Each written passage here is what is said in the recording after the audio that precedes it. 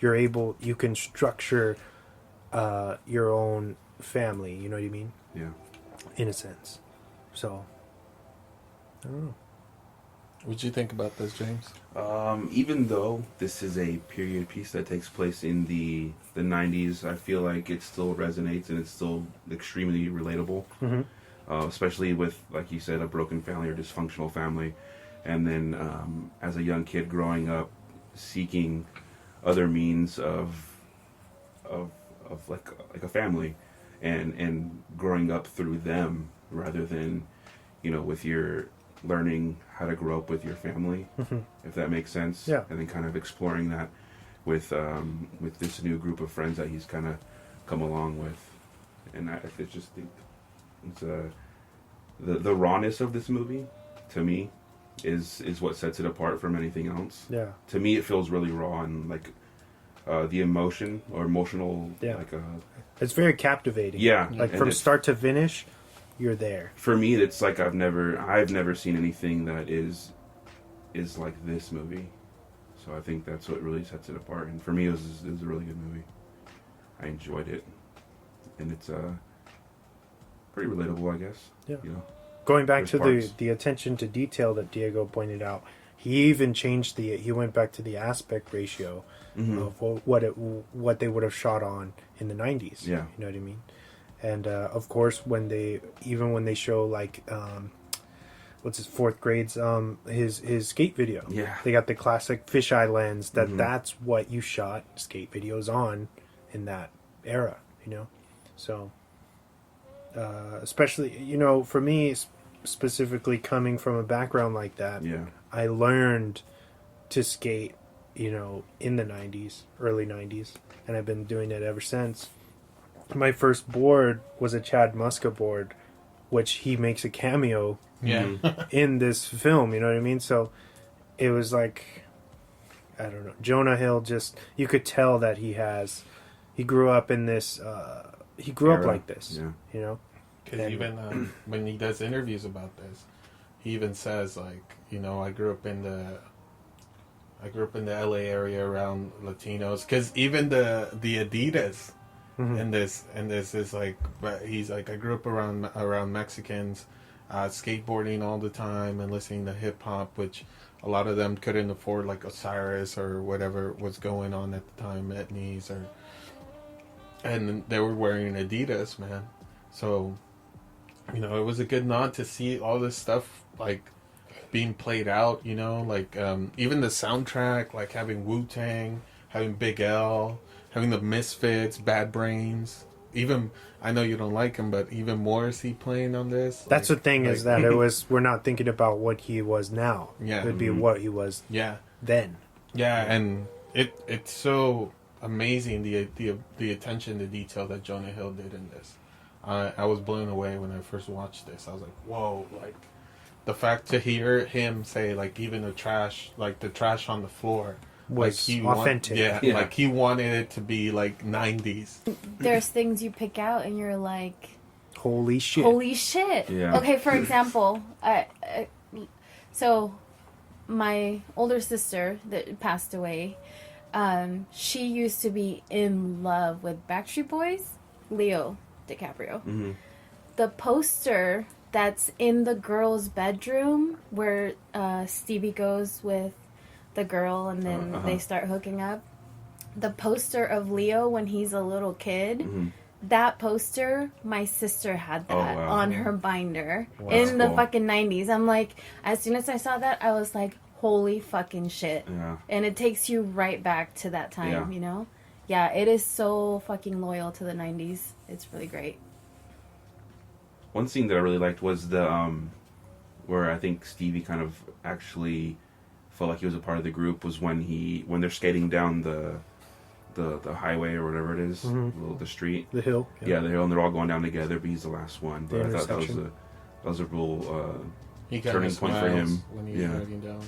Like he's excited, he's rolling with these kids. I don't know, I thought that was a really cool scene. Yeah, and the way he drifts off out of shot, it's like a perfect shot, because that's the thing is, with skateboarding culture and hip hop, really, it hasn't really been like represented too well, you know, or they get stunt doubles or people who don't really know how to skate, and you can just tell, you know what I mean?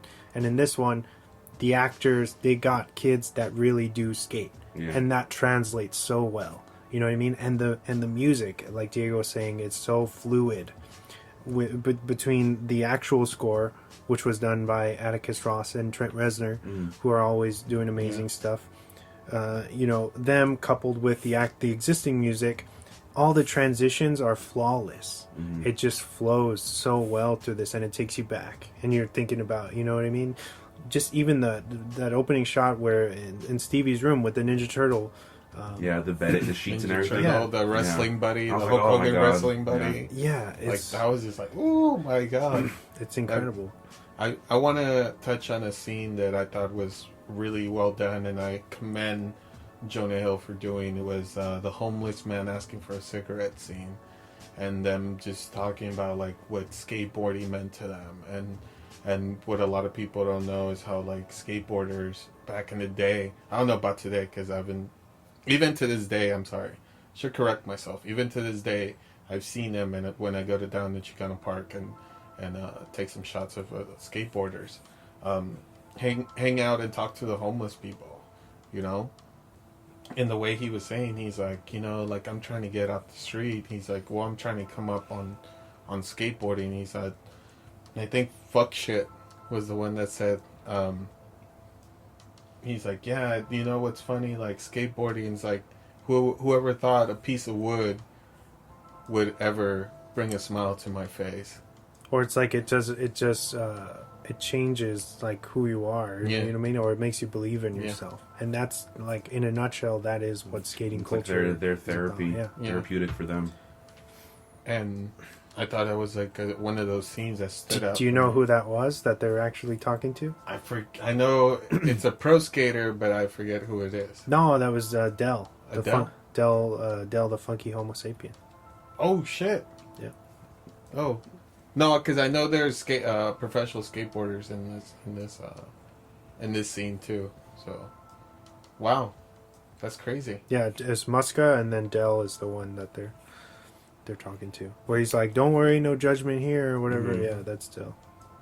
Is that word? I read Jonah Hill saying that he every song that he chose, he actually wrote the scenes for the songs. Oh, wow. Yeah. Yeah, that's cool. Which is only, you know, like how you're saying, just makes everything, you know, move along flawlessly. It like enhances the scene because it was written. And this is for like the music. I feel this is a fast movie, dude. Yeah. Like you breeze through it, and you don't get bored in any scene in this. I feel, even in the party scene, like it reminds me of when I was 15 years old going to parties and stuff. Like those are exactly the parties I went to. That just where like, you actually had to talk to people. Yeah, yeah. Where you before actually, cell phones. Yeah. I think one of the scenes when it comes to the parties, the scene where the character fourth grade, which he records everything, and the girl sitting next to him is asking him, "Oh, why do you always record?" Oh, I think she asked him like 2 questions, and in those 2 questions, he pretty much gives everything that he's about, you know, and like you wouldn't nowadays. Like, how do you find that out? You text somebody, but how can you get that essence of like how much it means to you if you're not in front of that person actually saying it, you know? Like back in the day, you used to, I know me, for me, carrying a portable, like the disposable camera and stuff, and like taking pictures, and like I was like, man, like it was just a different way of documenting things. Yeah. It was so fun. It was like, oh my god, like damn, dude, do you remember this day? Like everybody was off the grid. Yeah, you know. And so, and then developing the pictures, and you're like, you know, like that feeling of that moment where you just like actually look at a picture that you took and that it's fucked up, or that, you know, it's blurry, or all of that kind of stuff. It's just a. But then sometimes it even makes it better. Yeah. If like it's out of focus, its own filter, you know. Or there's a unintentionally, glare. And that's and it's funny because this movie actually I have a box full of old photos that I have, and it made me actually look through all my photos, and I was like, oh my god, like there's so much stuff here that I miss taking a portable camera with me and stuff, and just like, well, correction, I do take a portable camera with me all the time, but taking that, you know, like not being able to share it on social media and not doing all this stuff, it was kind of it kind of made me be like, oh man, this is so cool. I don't wish, I kind of wish I was like back in that era, because like nobody knew where you were, and you didn't have to, If you weren't at home, you know, like you call the landline. Yeah. you know, and it was fun, man. It was fun. It was a fun ride back in those days, you know, and you know, now we're everywhere. Do they still make disposable cameras? Yeah, they do actually. Okay. They do. Actually, that this movie, I kind of also want to talk about, because there's a foundation that I work with now called Kids Keep on Pushing, which is a skateboarding foundation that gives away boards to kids who can't afford boards and stuff, and they're starting out programs to have skateboarding clubs and stuff. Shout out to Edgar, who is the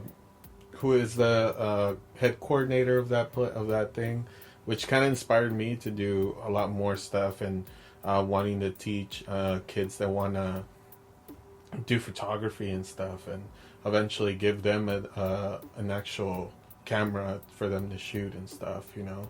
So actually I bought a bunch of disposable cameras to start giving out to kids who want to be a photographer and stuff.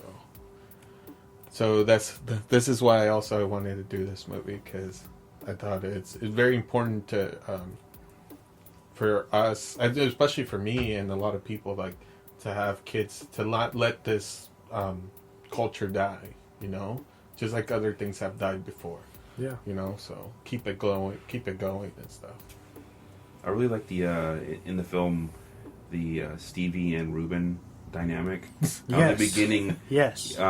Ruben is kind of like this in between He of him and the older skaters, Yeah. and then that really changes when Stevie becomes more accepted than Ruben is. They're giving him a brand new board, and you know, hooking him up with everything. And you can see at the point where Ruben is like, oh, like fuck you, like I don't like you anymore. Because And Stevie doesn't know why. He's like, he doesn't like me anymore. We're not homies. It's like Ruben wanted to fit in so bad, and he brought in Stevie, you know, thinking, oh, this is the kid I can pick on. Yeah. And then this is the kid that can look up to me, Yeah. so that I can be part of He the older guys. He even says that you should look up to me. He's like, I smoke cigarettes, I fuck bitches, I skate all the time. And he's like, thank you. He's like, don't say thank you. Only faggots say thank Yeah. you. Or He that's tells gay. him, Or he's that's like, gay, I'm yeah. the shit. Like, Yeah. I'm the shit. You should look up to me. And of course, Stevie is so naive. Like, he's just hungry to believe anything. That's one thing that not bugs me, but like gets under my skin in films, and this one in particular is seeing the innocence, The naivety. or like innocence destroyed in children, especially with Stevie. How like he starts, I don't know how old is he supposed to be? 13. 13. Okay, well he seemed way younger, but I thought he was like I think way that's younger. also kind of intentional. Yeah, He's kind of, you know... like a small small kid. But I hate seeing like the innocence of a child, but that comes with a part of growing up, kind of destroyed and figuring out. But that's what I feel like he did intentionally, is to make you feel uncomfortable. I understand. Yeah, that's You're not supposed to like everything they do, because that's how it was. Yeah, I know, and that's I can relate to that. And then it's like, oh yeah, I understand. I know what's going on, but I think that's just me thinking about Jordan when that time Of course, happens. yeah. I'm like, oh, your dad. Will be Your daddy senses start tingling.